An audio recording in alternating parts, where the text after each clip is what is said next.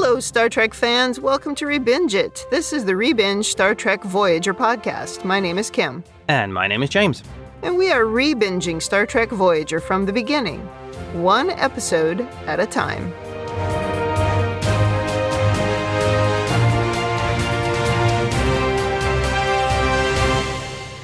Welcome back to the podcast.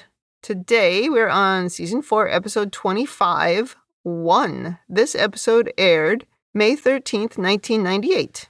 Before we talk about this one, anything to say about last week's episode, which was the Demon Planet? You did not like that episode. Boo. I really kind of liked it. Terrible. Yeah, I did not enjoy it. I mean, Tom and Harry have zero natural survival skills, but, you know. Yeah. Yes, this is true.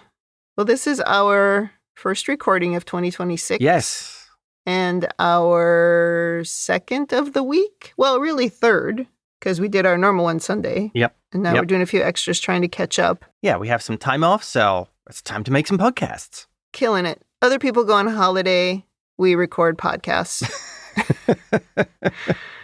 That's what we do. Yes, that's true. And before we get started, I do want to mention that we get these occasional really super negative comments on our YouTube channel that when they come to the episode, they're shocked that it's not the actual episode of Star Trek and instead it's a podcast about Star Trek. Like, what is the matter with you people? You think the fact it was a podcast, might be an indicator? Like, you can't get the episodes for free from us. If that's what you're coming to us for, you are in the wrong place. I'm sure all of you who are actually listening are not those people, but those people get deleted out of our channel, just so you know. What the hell is your deal? Well, should we get started? I have the notes, and I have tried not to have 100 pages, so I'm ready to go. Go for it. We open with Seven approaching Harry and B'Elanna in the mess hall. It starts out as a seemingly innocuous interaction of Seven asking some personal questions, like, list the sports you play, things like that. But she doesn't listen to anybody's answers when they try to answer her, and she just jumps right to the next question. Yeah, she isn't really waiting for the response. No, she's like, where are you from? What are the sports that you play? What's your favorite color? Things like that. Yeah. And then she asks for the nature of B'Elanna's sexual relationship with Lieutenant Paris, and B'Elanna ends the conversation, shockingly. But the doctor steps in here and freezes the program. It seems he created a program to help her practice social situations, and she isn't doing it to his liking. She, on the other hand, thinks she's following the instructions perfectly. A little bit too direct there. I think that's the problem. I do have to say these two are much more fun to watch than Kes and the Doctor. Like, Kes and the Doctor was cute because she really believed in him as a person. And these two are just like Laurel and Hardy. I don't know. It's very funny. That's an interesting take, yes. We go to the bridge, and we're approaching a Mutara-class nebula. And this appears to be a gigantic and quite beautiful nebula with bright pinks and purple colors. Oh, yeah, and it's absolutely enormous. They say it goes beyond their sensor range, so this is big. So, of course, Janeway says, well, let's go in. I mean, the sensors can't read anything. We don't know how big it is. We don't know what we're getting into, so she's ready to dive right in. Very Janeway. It's not like we've ever had a problem with a nebula before. Every time we see somebody who's going to do something crazy, we should say, doing a Janeway. Hold my beer. We're going in. What could go wrong? Harry detects a slight radioactive field, and then he gets a sudden headache, and everyone else on the bridge is being impacted as well. Harry also gets a sudden severe burn on his hand, and then everyone goes down to the floor with some kind of attack to their heads. Janeway gives the order to turn the ship around, but Tom can't get himself up off the floor. And from here, we go into the credits. Very dramatic opening there. Yes. And you would think they'd learned about Nebula by this point. All Nebula in the Delta Quadrant are bad. Yeah. Like the majority of people you seem to meet in the Delta Quadrant are jerks. The Nebula are just dangerous. They hid in that one in the Year of Hell that didn't seem to damage them, but honestly, they don't remember that. So every other nebula they've been in, something bad has happened. Yeah. So why would we just fly in? Good point. Janeway calls the doctor for help, but he's been inundated with patients already, so he sends Seven to the bridge because she seems fine. Yeah. On the bridge, Tuvok manages to get to the con and turn the ship around, and then suddenly everyone is fine, apart from some burns that they have, like on their faces and on their hands. Seven enters and we find a random crew member on the floor dead with extreme burns to his face. Yeah, ensign cooked. So, whoops, not so harmless. Now, the question is, considering he was standing there, how come none of the others were that severely impacted? Because he is completely toasted. Yeah, I don't know. I imagine there's some reason that certain people are more sensitive than others. Like it hit Harry first before it hit anybody else. So maybe people just react differently. I wonder if it's patchy. So he would have to just be standing in the wrong point. I mean, if it was like a gamma ray burst, it could be very specific on a particular point. So literally he had the bad luck of standing right where a burst of this radiation passed through the ship and just cooked him. Right. So does that put us down to 142 crew members now? We didn't lose anybody last week, right? I do not believe we lost anyone last week. Okay. To astrometrics, where we learn the nebula extends for at least 110 light years, so it would take a month to get through it or an entire year to go around it. Yep. Janeway's not having it, and she says, we've come 15,000 light years, and I'll be damned if I'll be stopped by a nebula. Sounds right. Even if the nebula was covered in 10,000 signs saying keep out, Janeway'd still go in. Janeway now marches to sickbay, where the doctor says the damage is coming from subnucleonic radiation. Yeah.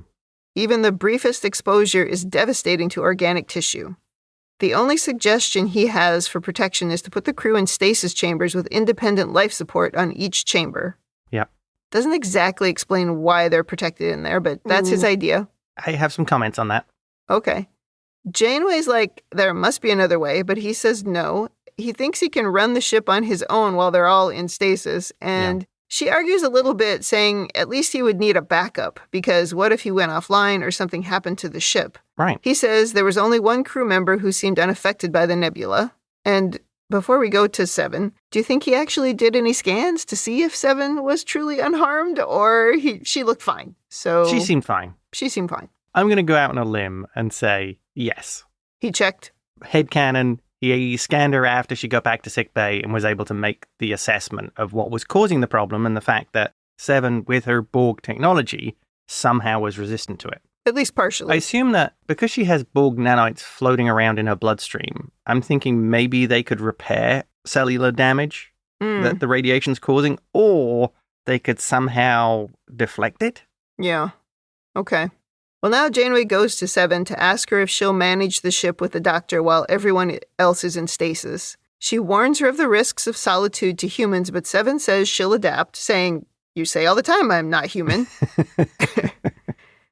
Janeway gives her every out in this scene, but ultimately seems relieved that 7 is willing to do it, and she says they'll drop a list of duties that she'll need to carry out. 7 is surprised that the doctor is going to be in charge. She's like, "You're putting a hologram in charge?" But the captain says he's the chief medical officer, and he's grounded in Starfleet protocol, so she'll take orders from him. 7 agrees, though. I'm with her. It seems weird. But I would put the Starfleet one in charge. Yeah, I mean, I get it, but it is also weird. Question here. Yeah. You mentioned that Janeway gave her every out. Is Janeway potentially looking for a way of avoiding going through the nebula? If 7 had said no, she can't do this, she's not confident in being able to do it, you can't run a ship with 2 people. Do you think that would have turned it into Janeway saying we've got to find another way, or we are going to have to take a year to go around? I think she would have had to work harder to find another way. Yeah. I don't actually think we worked very hard to try to find alternatives. But yeah, I think she would have tried to find another way. Because we don't even broach the issue here of does this radiation also affect the environmental suits? Right. I have that in my notes too later somewhere. It's like, why aren't we at least talking about radiation suits? It's not super clear why the stasis devices are the safe ones, or even if they are safe. It's not 100% clear, but that's okay. Janeway and the doctor discussed it, and the reaction was, well, they're mostly safe. I mean, some of the crew will make it. Yeah, we're good. It's like one of those things where you make a good episode and it's fine. We get over things like that. Now in a staff briefing, the bridge crew is discussing stasis, and Tom is clearly uncomfortable with the plan. Yep. Janeway says 7 and the doctor will check our vital signs 4 times per day and take care of any problem. She points out other crews have been in stasis even longer, so she thinks they can handle it. Oh yeah, look how many years Khan and his merry cohort were in stasis. Yeah. And it didn't make him any less crazy. I mean, he was still the same old con. Oh, and on top of that, that would, by their timeline, it would be late 90s technology. Oh, that's true. They must be much better by now. Yeah. Chakotay stays back after the meeting to express concern about Seven being in charge. Yeah. He rightfully points out she disobeys orders and disregards authority when she doesn't agree with something. Janeway understands the concern, but her gut just believes in Seven. And for some reason, that's good enough for Chakotay, which I'm like, really? I'm not sure that would be good enough for me. Like, I just have a feeling that we won't all perish. I actually kind of like this from Chakotay. Because he is very carefully, and I noticed that, very diplomatically pointing out that Janeway's pet employee may not be the best choice. Yep. Well, because his life's on the line, and so is the entire crew, so it's fair enough to bring it up. It's literally his job to bring it up. Yeah. But yes, he sort of dances around it, but he also says it. Yeah. Like, you're the one with this connection, and nobody else quite sees it, but you. And on the other hand, I would expand upon Janeway's reply to him. She says, Seven wants to do well by us. I would expand on that, I think, because Seven's decisions have been focused on her survival and the safety of the ship, even if they went at odds with Janeway. You could make the argument that if they ran into a problem, she may not make a decision you'd consider ethical by your or Starfleet standards, but it is likely to save your lives. Yeah. Or the most lives. Oh, that's true. Yes. Maybe not everybody's lives. That there is that. Yes. Yeah. She would do the needs of the many, I'm sure. And does in the end. Yeah. You could also make the argument that Chakotay could arrange with the Doctor that after Janeway goes into her stasis pod, the Doctor accidentally wakes up Chakotay and he goes, no, we're not going to do that. Oh, I'm the captain now. I've changed our mission. We're going to go around. I don't want to disturb her. We'll wake her up in a year. Oh my God, that would be funny. Oh, she'd have been pissed. Yeah, it would have been the Borg thing all over again. There's a lot about this episode that reminds me of the early days of the pandemic when everybody was trapped in their house. And when Chakotay here is like, just tell me it's going to be okay, right? That's essentially what he's asking. Right. And that reminds me of in the pandemic, all the people who worked for me, like they were all coming to me for me to tell them everything was going to be okay. And I was like, I don't know. I'm stuck like the rest of you. I have no idea. Yeah. I'm the person in this relationship with the most anxiety. I am the wrong person to ask. And so I'd said that to my boss and he said, everything's going to be okay. I'm like, oh, okay, thanks. But he didn't know either. He was just better at making it up. So leading on from that conversation, do you think Janeway made the right decision? Or do you think Janeway's justifications were correct? The concern being that Janeway is so focused on we're just going through, she's throwing caution to the wind, even in terms of who she's putting in charge. Well, I don't really think what she's doing is throwing caution to the wind because she is essentially leaving the Doctor in charge. Yeah. And so I think she feels like she's being maybe more reasonable. But what I do have in my overanalysis is I don't understand why we can't ever test any theories. Why can't we try something or, have more conversations? And I think it's because we have 46 minutes and we got to get it done. Yeah. But, even a sentence to say, we tried this, we tried this, we tried this, these things didn't work, or we did this little test and it seemed safe, something. Yeah. I would feel better about it, with her as a leader making decisions like that. But we just don't do that. So I'd certainly think it would be pretty tough on the morale of her crew to say, oh, we just added a year. Right, because then and it's not just the year. The problem is everybody starts thinking that, well, how many more things like this are we going to run into? Right. How many more years are we going to add on? And it's a difficult conversation to have. Yeah, how many problems are we going to have in that year going nowhere just to get around it? Exactly. And what are we going to find going around it that may delay us even more? So I get why she's doing it, but I mean, like always, it seems risky. Mm-hmm. With everything Janeway does, it seems risky. Personally, I'm thoroughly on her side with this. I think choosing Seven to do it, technically Seven should be perfectly competent. I think she's making the right call. The thing would be, Seven would not prioritize the same things that you would. Yeah, and like she said, she believes she's trying to do right by them. So I think that's important. I just would have felt better about it if we've done a little bit more testing to make sure Seven was really going to be safe. Oh, because good point. I don't think we evaluated that enough in the 20 seconds we were in there where she seemed unaffected. Put 7 on a shuttle, fly her into it, and, see if you get her back. I mean, something. Yeah. Or run some simulations on subnucleonic whatever, radiation on, whatever it was. On 7 and see if she has any negative effects. Or on board tissue, right? Doesn't even have to be on 7 herself. Yep. You could run some experiments, but... Didn't he have some frozen Borg parts in drawers somewhere, the doctor? He did, yeah. Yeah, just pull one out. Send those in there. Yeah. Now all the stasis chambers are ready, and they're all in one location to make it easier to monitor them. Yep. Tom is, of course, hesitating because the chamber is like a coffin. The doctor kind of mocks him for having claustrophobia, which... Sometimes he's the worst. I mean, claustrophobia is a real thing, and I've never had a doctor make fun of me for having claustrophobia. Like, what are you doing? And so does Harry and some of the others. It's like, that is a real thing. People have real problems with claustrophobia. It's not something to, mock out of hand. I get Harry making fun of him, because that's what those two do to each other. But the doctor, it's unforgivable. You're the doctor. What are you doing? The doctor tries to reassure the captain, telling her that she'll go to sleep, and the next thing she knows, he'll be standing over her telling her we're through the nebula. So everyone is in their chambers, and stasis is activated. And we get a shot here of the 100+ chambers in this cargo bay or wherever we are. Alternatively, the doctor will be waking her up to say 7 wanted you assimilated last. Oh, man. Now that would be bad, because what if the nebula reactivates all of her implants? Or there's a Borg cube in there. Because we didn't run any tests. Oh, there's a Borg cube in there. Yep. Because they're safe in there, because it doesn't affect the Borg, apparently. Oh, that's right. Yeah, it's a good place to hide. Except it turns out it kind of does. I did wonder where all these stasis chambers came from. Were we just keeping those somewhere? Or did we have to put them all together? I assume they replicated them all. I have some overanalysis about these. Oh, okay. Down where they make the shuttles. Yeah. These are just like mini shuttles. It's like 143 mini shuttles. Can you imagine it? The guys who normally replicate the shuttles, they're sitting down there and they get an order through 142 chambers. Coffins. And we need them in a few days. Yep. And they're like, oh, man. Well, now we jump ahead to day 10 in the nebula. 7 is logging her daily routine of having her nutritional supplement in a dark mess hall by herself, which is weird. You could turn the lights on. Yeah.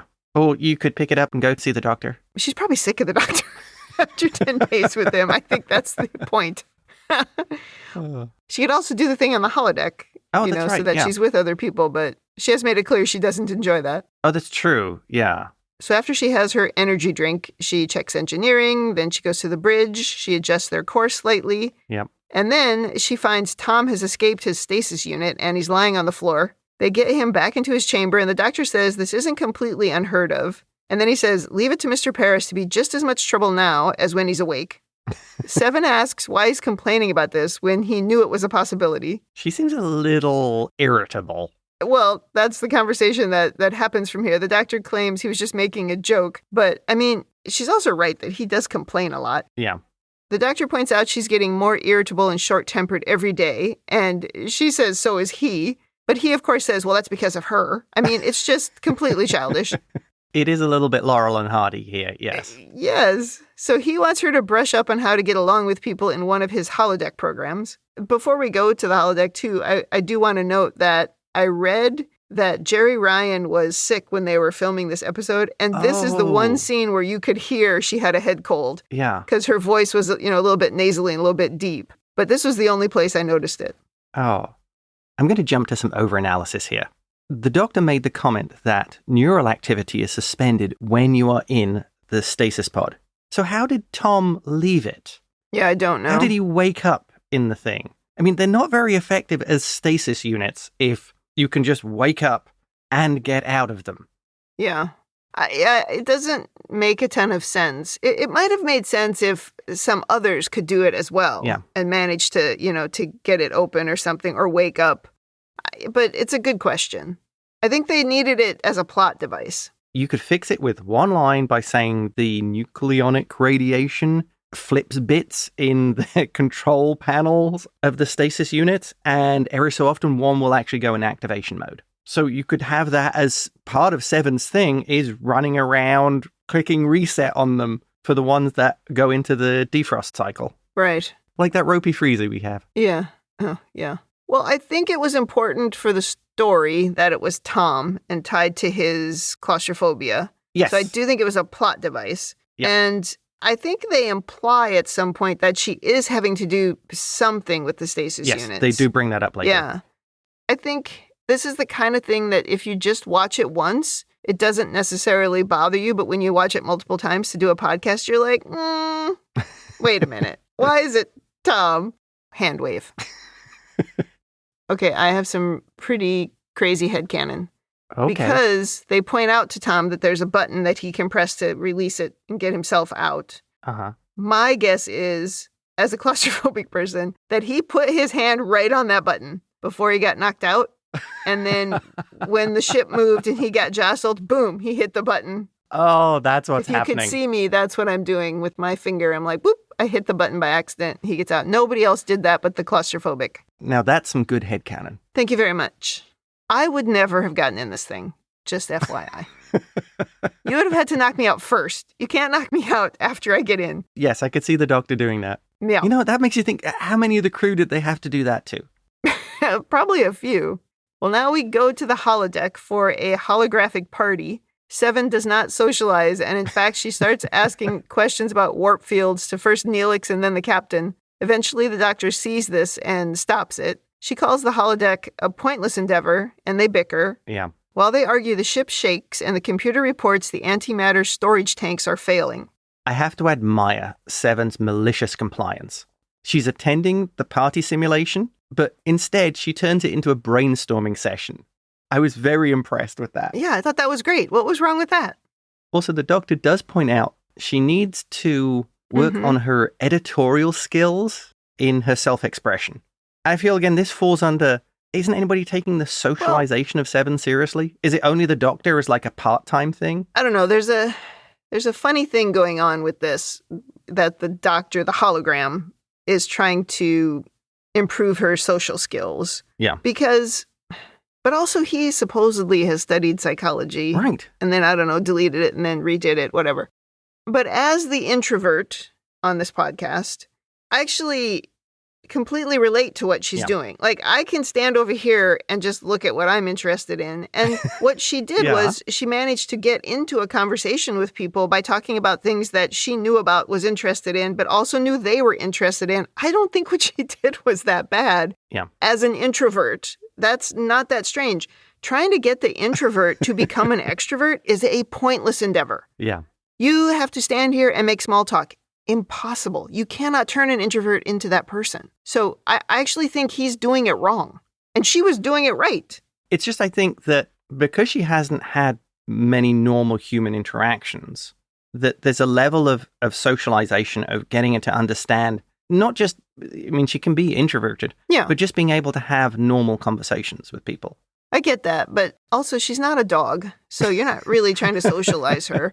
I mean, you want to give her tools to be able to maybe not be comfortable, but sort of exist in these situations, these sort of normal human interaction type situations. That's probably a better way of putting it, having the tools to be able to interact on a ship of this kind within Starfleet. And you can give her tools and parameters, and she probably can do that. Yeah.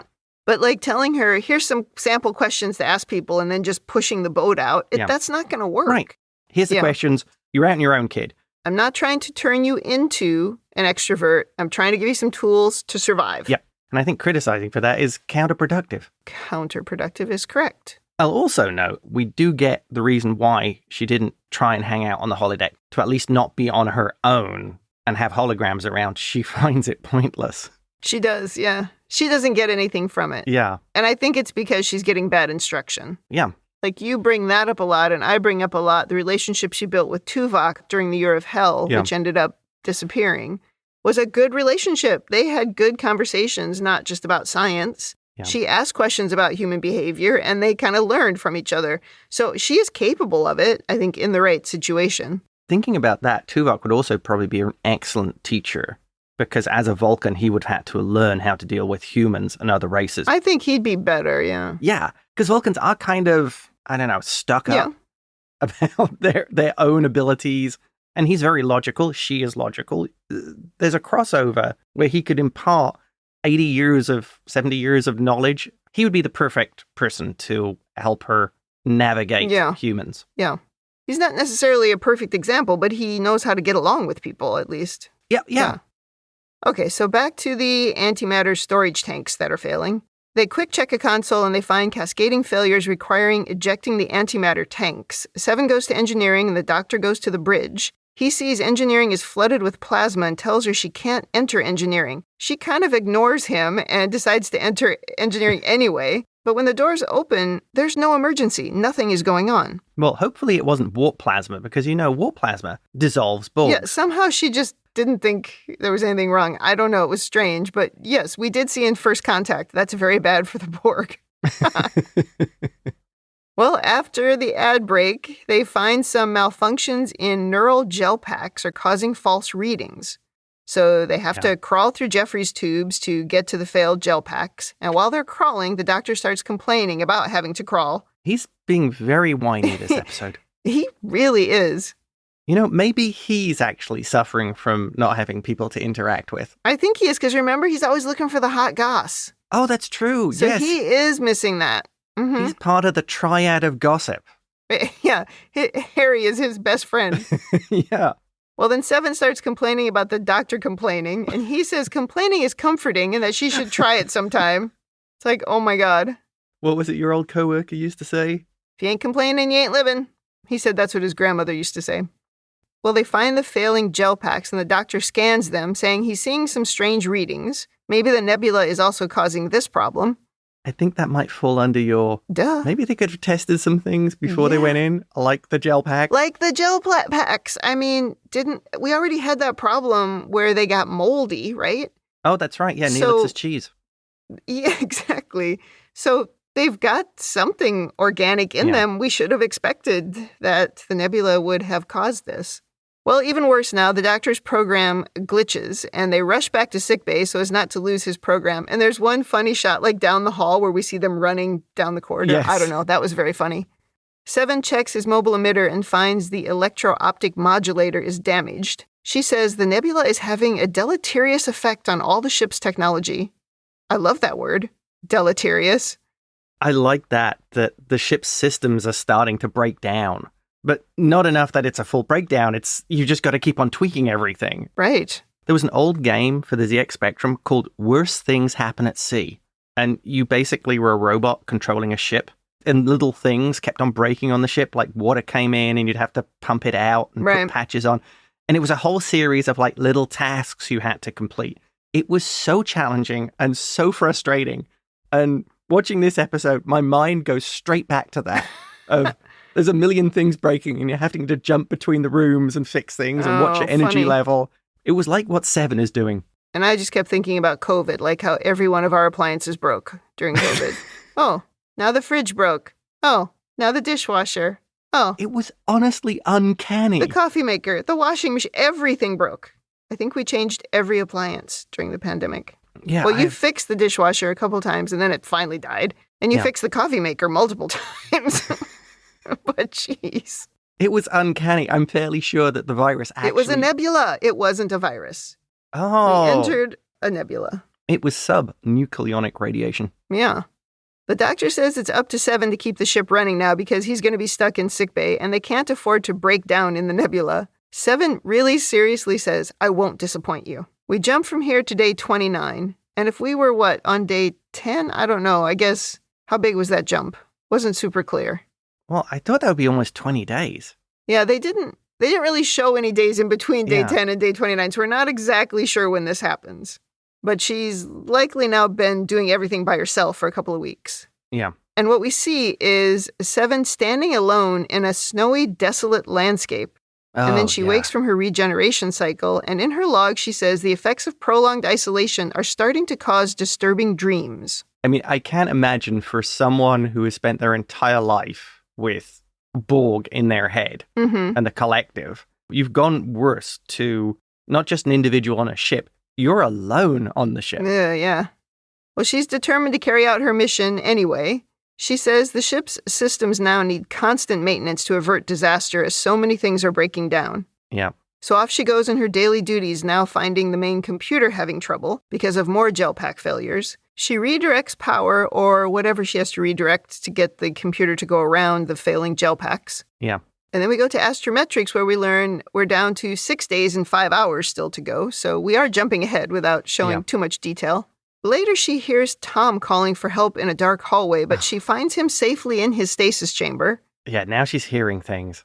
And then she gets a proximity alert, and an alien named Tragus Lotaric calls, saying he's in need of a microfusion chamber and asks if she'd consider a trade. She agrees. And now we meet Lotaric, a standard issue Star Trek alien with a very deep voice. He's got like a radio DJ's voice. Oh, yeah. He's also a bit overly chatty and a close talker. He claims to have never heard of the Borg. He also says here that she's been in the nebula for 3 weeks, but she's been in the nebula for 4 weeks at this point. They're on 29 days. Yeah. He says he's tried getting through the nebula 5 times before without success, and then he asks how she's handling the loneliness, which is a question that takes Seven by surprise. She avoids answering and gives him the device that he asked for. And then he says something about drones not liking to be away from the collective, even though a minute ago he hadn't heard of the Borg. Oh, yes. The way the story changes. Yeah. Oh. Yeah, what? He has a very creepy demeanor, and when he says he's not going to leave, Seven points a phaser at him in disagreement, and they begin walking, I guess, to the transporter room. But Seven gets distracted when she hears Tom call for help again. She turns around to the voice and then turns back to find Lotaric is gone, and there's no Tom behind her either. She chases after Lotaric, but only sees a generic figure from a distance, kind of a shadow disappearing from her. Yeah. She calls the doctor to say there's an intruder, and she heads to sickbay. Now, in sickbay, they're unable to detect the intruder or his nearby ship. So the doctor assumes there's a cloak involved. He also tells her here that he's working on his mobile emitter, but it still doesn't work. It's interesting here that the doctor doesn't also suggest maybe Seven is suffering from the psychological effects of being alone. At this point, he believes that there's an intruder, so I don't think he knows that yet. But as a doctor, shouldn't he be making that leap? Well, he should be questioning it, I would agree. But she could very likely be keeping everything from him, including the dreams, because she's trying to be tough. Yeah, that would fit with Seven. You know how people are. Yeah, she wouldn't necessarily be volunteering any information. Exactly. I'm wondering if she's actually getting enough sleep or regeneration time. If she's constantly having to monitor the ship, I can imagine you couldn't get 4 or 6 or however many hours she has to regenerate, because you'd be constantly on alert for, something else minor has broken, I have to go and fix it. So is she now suffering from really bad sleep deprivation? Well, I imagine she's doing the bare minimum regeneration time and not doing any more than that. This is an example of something the doctor should be monitoring. Right. Yeah. That's sort of where I'm coming from, because I remember listening to a guy talking about he did the Iditarod race in Alaska, which is like 10 days of them basically sledding across Alaska and staying awake. And him saying about how at certain points in it, he was suffering from really bad sleep deprivation.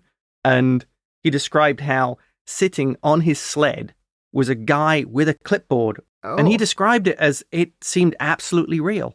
Wow. That's scary. Yeah. But it would make sense. That's like human under severe duress. Right. So I'm thinking, is Seven reaching that point? Yeah. Well, now the computer starts experiencing problems again, because Seven can't keep up with all of the system failures. Oh, yeah. The doctor says she's still on her own until he can get his emitter working, and then he realizes she's looking a bit uncomfortable, and he asks if she's frightened, and she defiantly says, "I am Borg," and leaves. Like, that did not answer my question. Yeah. You may have been Borg, but you're a human now. He should have said, "But I am Janeway." And then he'd been like, "Oh, well, then you're fine." I'm Janeway, and I'm still moving. Therefore, I will continue to fight. Well, now she's patrolling the dark hallways looking for Lotaric. She's very jumpy, hearing the voices of the crew. It's all very spooky. She's got the big gun as well. She does. She checks that the crew is still all safely in their chambers, and they are. And then Lotaric calls and starts babbling, saying he's going to damage the warp coils. So she runs to engineering, but he's not there. Yeah. And then the lights go out, and he says, "I hope you're not afraid of the dark." It's like, it's been dark on this ship forever. She's not afraid of the dark. She sees Harry and Tom on the second level of engineering and she rushes up to help them. But when she gets there, they're on the floor and both burst into flames and disappear. It's very dramatic. She should really be talking to the doctor at this point. Really. Yeah, she should be telling him that. Because this is the first time, I think, that she sees something and she knows it didn't happen. Because they just disappear. Right. And I think to give real props to this episode, this is the first hint we get that it's not real. That's true. Because even we think Lotaric is real at this point. Yeah. She continues banter with Lotaric over comms to get a location on him. And when she realizes he's on the bridge, she tells him she's removed the oxygen from the bridge. And she hears him gasping for air, and then he stops talking. She calls the doctor saying she's incapacitated the alien. The doctor at this point has gotten his mobile emitter back online, and he's on his way to engineering. The door to engineering opens, but it's Lotaric, not the doctor. Yeah. Seven fires at him, but it goes right through him, causing him no harm. He mocks her for being vulnerable and afraid and not being fully human. Oh, and calling her weak and pathetic. Yeah. And then the doctor arrives and asks, "Who are you talking to?" Uh-oh. Well, there's a great scene there where she's standing off to the side in front of the warp core in engineering with a gun. Not a good thing to have in right next to the warp core. When you're hallucinating. Yeah, when you're yeah, right. And she's just standing there talking, and and you see it from the doctor's perspective. That was nicely done. Yeah. The doctor takes her phaser rifle and says she's hallucinating. When studying the gel packs, he discovered the radiation is producing a degradation in the synaptic relays, which is likely also happening to Seven's Borg implants and sensory nodes. This could explain her hallucinations. She tells a story now of being separated from the collective once for 2 hours, and she experienced panic and apprehension. She says she's feeling that way now. I bet. Yeah. So they start to go to sickbay when there's a nearby explosion, and the computer says primary EPS conduits are overloading. Now it's time for the doctor to panic because he tied his mobile emitter into the EPS conduits. When he starts to glitch, he tells her it's all up to her now. He says it all depends on you. You have to repair the EPS conduits. And then he disappears and she shouts, "No!" Oh, I believe this falls under a significant emotional impact on Seven. Oh, yeah. And our last time check was 6 days, so she's still got a ways to go. At this point as well, I bet she doesn't even have time to go to the holodeck, even if she wanted to. You know, to run a program, to just interact with people. It's too late at this point, especially if it's now physiological. Yeah. It's not from isolation. It's actually something that's happening to her systems. After an ad break, we go to Seven in astrometrics. She's still got 17 hours to clear the nebula, so we're getting closer. Yep. But standing next to her is Harry, and he's covered in burns, and he's telling her she won't make it. He's like, "That's an eternity." The computer says propulsion is failing, and she runs out to make repairs because she doesn't want the ship to stop moving. Yeah. In the hallway now, which is flooded with green light, she runs into another hallucination, and it's a Borg drone telling her she can't survive without the collective. I like the way the hallways are now appearing for her in a green mist. And she's like hearing the crew's voices. And there's some screaming in there as well by the sound of it. Yes. Well, and she hears Neelix saying, like, "I'm dying." You know, it's a bunch of really awful stuff. The drone tells her she will die alone. And then Lotaric appears just to rub salt in the wound. Oh, yeah. When she's in a turbo lift and continues harassing her. And when the door of the lift opens, she sees the inside of a Borg cube. Yeah. But she says it's not real. And she continues to the bridge. She's just defiant. Well, he does a whole thing where he's telling her, just step out into the cube. Just become part of the Borg again. Oh, man. Where was she when that was happening? What was on the other side of the door? Probably nothing. Yeah. The mess hall, I don't know. Yeah, a hallway. Was it her own delusion that if she stepped out, she would think she was in there and she wouldn't be able to fix the ship? I think it was 100% her own delusion. Yeah. Like, she would have disappeared into it if she had gone in there. Like, you know what I mean? She would have disappeared inside her head. Gotcha.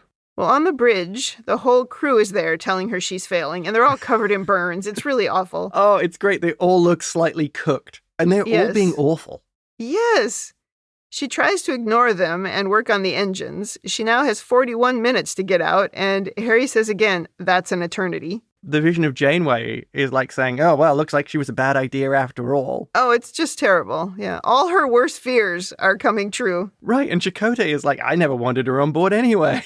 It's fascinating. It's like a bunch of bullies on the playground. She reroutes all available power to the engines, but the engines still go offline. The hallucinations now are all saying, everyone is going to die. The Janeway hallucination says, oh, now she's thinking if she could take power from the stasis units, she might be able to get the engines back online.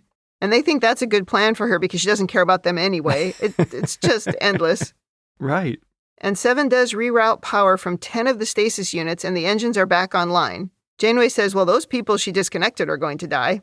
7 runs to the stasis units and she sees Tom writhing in pain. She needs just 10 minutes of propulsion. She reroutes power back to the stasis units, but cuts life support. The hallucination Janeway says, well, now you won't survive with no oxygen or no heat. Goodbye, 7. She shrinks to the floor saying, I am 7 of 9. I am alone, but I will adapt. And she passes out, so not so much. Well, she wasn't able to fully adapt there. She definitely was not.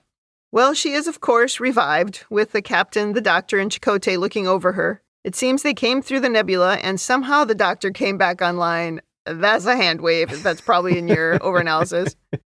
I'm going to assume that once they got out the nebula, B'Elanna woke up and was able to fix the EPS conduits, thus bringing the doctor online. I don't think that's what they said. I think the doctor came back online and freed them all from stasis. So they didn't say it happened in that order. Oh. But he couldn't come back online unless she had also fixed the EPS conduits, which maybe she did. Yeah. But it needed power or something. I don't know. Yeah. It's a hand wave, I think. He would have to have the mobile emitter working as well. Otherwise, he wouldn't be able to leave sickbay. Although, I know we installed more holo emitters in the ship. During the Killing Game episodes with the Hirogen, they installed the holo emitters everywhere. Yes, all over the place. So he should be able to go without the mobile emitter. Yeah, and if they're there, would you necessarily just remove them? Well, no. I mean, especially if they're useful, it means the doctor can go places. Exactly, because they tried to get that working before and then stopped when he had the mobile emitter. But like in cases like this, you would want him not using the mobile emitter. And I think you'd want him as a backup to 7 in that cargo bay. Yeah. In case there is a problem with the mobile emitter and you need him in there. Right. Well, the captain wants to hear about their adventure once 7 has had some rest, but I'm not sure 7's going to want to talk about it. The doctor says he's proud of her and she performed admirably. That was nice, at least. Well, it's when Janeway asks how it went and she describes it as, it was interesting. Yeah. Back to the mess hall and 7 enters, this time forcing herself to ask if she can join B'Elanna, Tom, and Harry. I think it would have been nice of the 3 of them to invite her to join them, considering she just saved all their lives. For like the second time in 3 weeks or 4 weeks or whatever. Yeah, but I bet they do that, and she normally doesn't want to. Doesn't mean you should stop.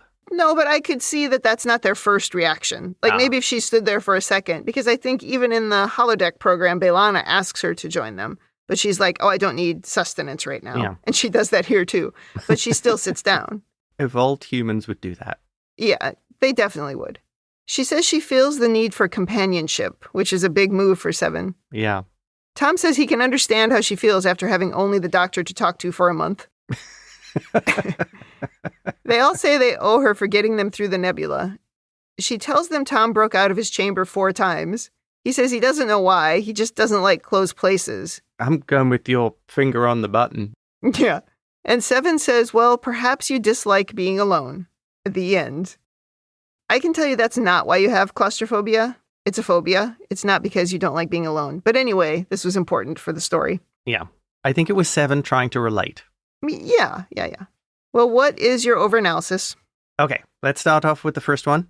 The subnucleonic radiation was almost instantly lethal to humans.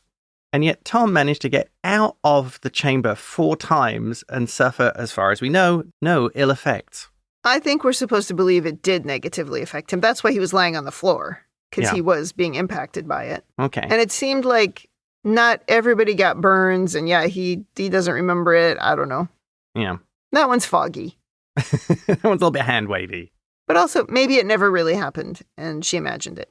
Oh, hey, that's a really good one. Mm-hmm. Maybe Tom did get out the first time, but the subsequent ones were her delusions. Could be. Huh. Because she kept hearing him. leading on from that, the doctor said he thought she could be affected by the radiation in the same way as the gel packs are. Mm-hmm. But we never got confirmation from that.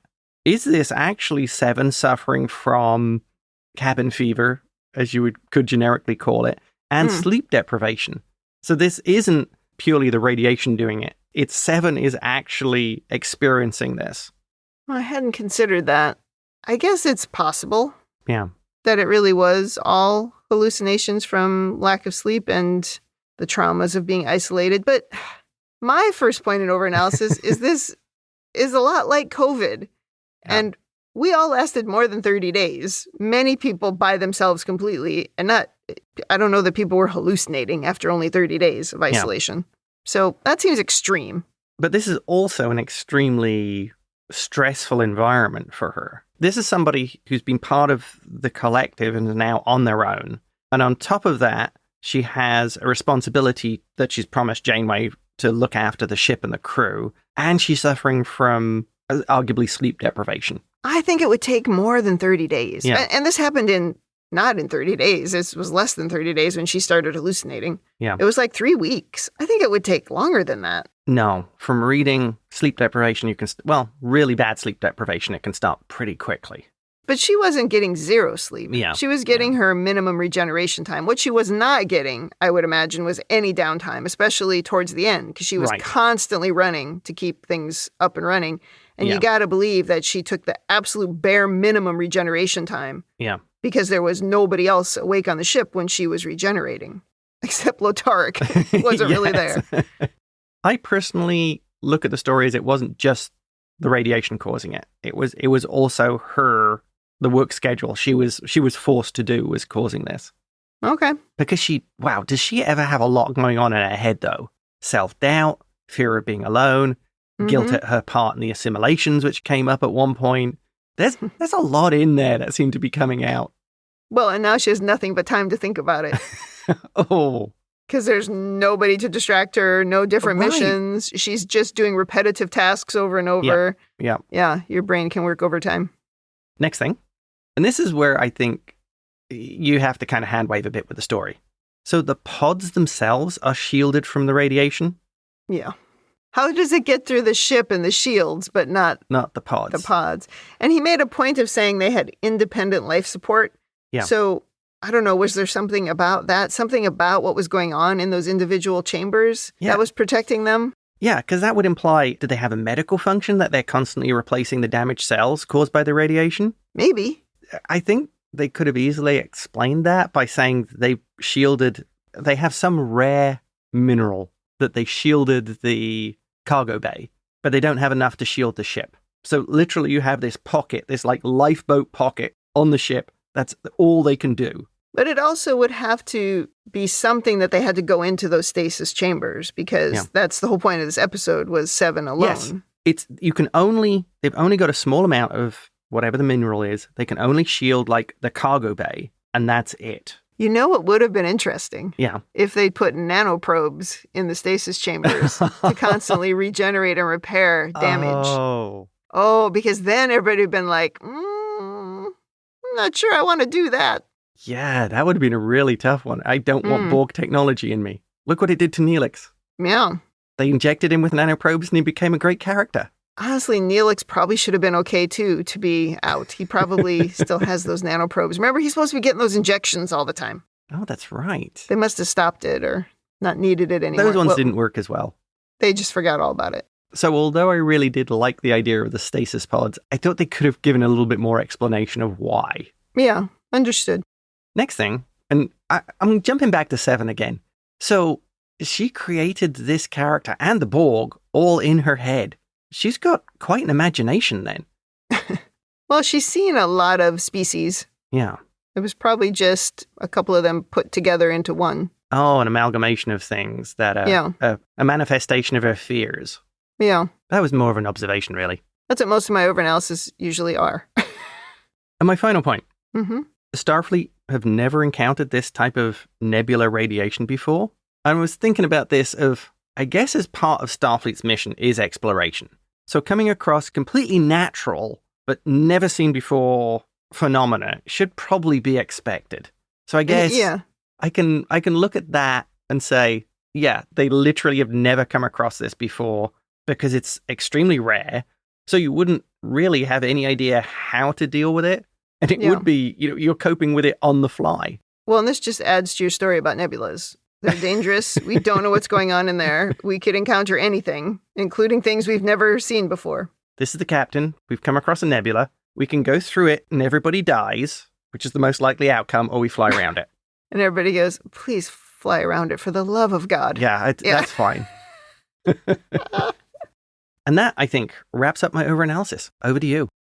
Well, we talked about most of mine already, because my first question was, didn't we add numerous hollow emitters around the ship? We already talked about that. Yeah. And we talked about this seeming to me a lot like COVID. And we all lasted more than 30 days. That's why I was like, I don't know that this would make you hallucinate. But I guess you also had access to other things. You had access to the internet and still to your television, which honestly probably is what has ruined the whole world, was access to television during COVID. But anyway. And we did have friends come over and stand on the other side of the street and we shouted at them. We did have that early on, yeah. But I would say similar stress levels, especially in the beginning, before there was a vaccine and when the number of people dying was just so shockingly high. Yeah. So this just really reminded me of that time. And I think we found 30 days is not that much time considering how long, we were all sort of trapped inside. Right. And I also noted she could have talked to fake people in the holodeck all the time, but she kind of refused because she thought that was a waste of time. Yeah. So in this case, that was probably to her detriment because she kind of ended up creating a holodeck in her head. Oh, that's a good point. Yeah. Yeah. She had like a weird, creepy guy and a Borg that would just insult her for being weak.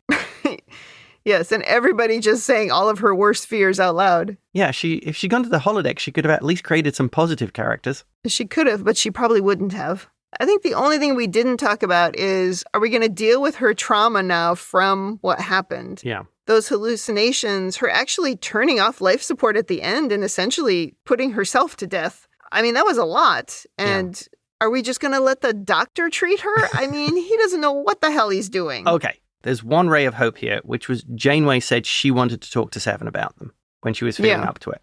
So I feel she would be able to have the good conversations with Janeway. I hope she's honest, because you have to really be honest about that kind of stuff. Yeah. The scary stuff. You got to be able to tell people about that. Well, I would hope the doctor would brief Janeway in what happened, including the hallucinations that Seven was having. Yeah, because he's aware of the hallucinations, yeah. I would see Janeway as being a competent enough commanding officer to be able to pull that stuff out of her people. I mean, I would hope part so, of Janeway should be getting the best out of people. So you should know how to relate and that's how leadership. Yeah. But also she could be like, oh yeah, you turned life support off at the end? Yeah, I would have done that. You know what I mean? She's maybe not. She's maybe not the person to help deal with the trauma. But no, you're right. You're right. Good leadership is important in that situation, but I think she needs more than leadership. I think she needs some trauma treatment. Yeah, well, don't upload a program to the doctor to help with counseling. It would probably go terribly. No, thank you. Well, women in the future, not much to say. I did like that when the dude started getting creepy, she just had her phaser on him immediately. I like that. It's like, good. Get him out of here. She had one on hand. If we go to Janeway's leadership corner, did we really examine Seven to make sure she was unharmed, right? That was my first question before we just went into the nebula. Should we have done some dry runs to make sure Seven was ready? Did we think about putting radiation suits around for Seven in case something went wrong? Especially when we got to the point where the doctor assumed that she was being damaged as well. Yeah. Then it's like, did we try something else? I guess we didn't have much time because he immediately turned off, right? When the EPS conduits went down. So I guess there wasn't time for that. That's a good point, though, of having environmental suits around. I mean, if they were starting to suffer problems on the ship, you would think Seven could do something like pre-position environmental suits in case you had something like life support going down because of a failure. Yeah, just something. I get at the end, she probably didn't have time to put one on. Yeah. And she wasn't thinking clearly by then. Yeah, that's the biggest problem. Because really, she could have turned off life support everywhere but that room, and it probably would have been enough. That was one of the thoughts I had, but I was also like, oh, she is so broken at this point. Yeah. She's just like, I give up. Just get us out of here. Yeah, she's making the last push, and if it kills her, How much brain damage? Oh, precisely. Yeah. I also put the doctor complaining in Janeway's leadership corner because that is not great leadership, especially in that situation. Yeah. But that is just how he is. He's just so whiny. Someone should tell him, you got to keep her spirits up. You have to keep this working. Part of that is you not just whining endlessly. That would probably have been good leadership to deliver to him. Yes. Balana, upload some leadership algorithms to the Doctor. Yeah, let's do that. That seems less harmful. Yeah. Although maybe he'd choose bad leaders. I could think of a few.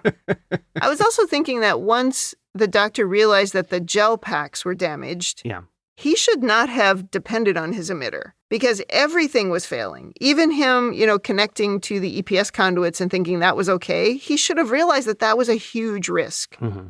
And not put that at risk. Because in that moment, he didn't really have to. Because the last thing that happened was she said, oh, I've incapacitated the alien. So he didn't need to go to engineering to talk to her. Yeah. In the end, he did. For the story, he needed to go there and see that she was hallucinating. Right. But in the moment, it wasn't really necessary. So again, I question whether or not he was making good leadership decisions. He was probably doing a Janeway and just, barging in.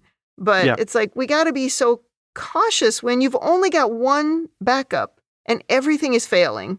Yeah. You can't just put everything at risk all the time. So I don't think there was a ton of great leadership in this episode. There was a lack of risk assessment. Well, that's a normal thing, certainly, with this show. And probably all of Star Trek. But there also is the aspect of the Doctor simply isn't trained in this stuff. No, he's not. Yeah, he's not. So, to an extent, I could expect him to make rookie mistakes. Yeah, which I guess he did. Yeah. Another thing's interesting is the Doctor's mobile emitter comes from 200 years in the future. Yeah. And it's being affected by the radiation. So that to me would point out that this really is one of those incredibly rare or previously unseen phenomena. Yeah. Which makes your point of maybe they should test things beforehand even more relevant. Even more. Did we try going faster? That I kept wondering too. Can we put our foot down on the gas? Well, there may be a risk there of nebulas actually contain large numbers of particles and gas. So there might be an actual upper speed limit so that they're flying through gases and you have problems of going, you can't go above a certain speed because the deflector can't cope with it or it's charged particles and it would degrade the hull of the ship. Yeah. Well, let's go to rating. We've talked about this enough. Thumbs up, thumbs down, or neutral. What is your rating? Absolute thumbs up. What a fantastic episode. It encapsulates so much. The hand waves are utterly forgivable. I think we can headcanon our way around pretty much all of them. Pretty much everything, yeah. And it's a really good showcase for Jerry Ryan playing Seven and having some subtlety in the character. It works really well. And again, another episode where the Doctor is used well. He's not used as just a comedy foil. He actually, is used as a solid character. And best of all, a flawed character. Yeah. Yeah, that's true. So I think the whole overall story works really well. And I like the concept of it as well. This really, to an extent, this really is Star Trek. This is the unknown. And they're taking a risk. And of course, it's absolute peak Janeway. It could be dangerous. Okay, we're going in. You two have got to run the ship. Love it. What a great episode. Thumbs up. I agree. This is a great episode. Thumbs up for me. I liked that we got to see Seven kind of going through something really rough. She also had her moment of her few moments of defiance in there. So we saw that. We saw her not necessarily following orders, all the good Seven things. Yeah. And then I liked at the end, she was like, I might need to do something different. Oh, that's a really good point. It's a tiny little bit of growth. Not too much. Yeah. Not too much, because too much, I think, is a mistake, right? Yeah. But we did just see a tiny bit of it, and I did really like that. I agree. The hand waves, they're always there. Yeah. But I don't care. When the story is good, the episode is good, you get past it pretty quickly. So, yeah, this is a really good one. Yeah, I think this episode worked on so many levels. Well, that wraps up Season 4, Episode 25. Come back next week for Episode 26 and the season finale. Yes. We're through another season of Voyager. And we go headlong into Season 5. Right. Well, in the meantime, if you'd like to send us your own overanalysis of this or any episode, or if you just want to say something nice, you can email us at rebingeit@gmail.com. We're also on Blue Sky, Instagram, Threads, and YouTube at ReBingeIt, and you can join the Facebook group, facebook.com/groups/Star Trek TTM podcasts. Thanks for joining us on the ReBinge Star Trek Voyager podcast. That's it for me. And that's it from me.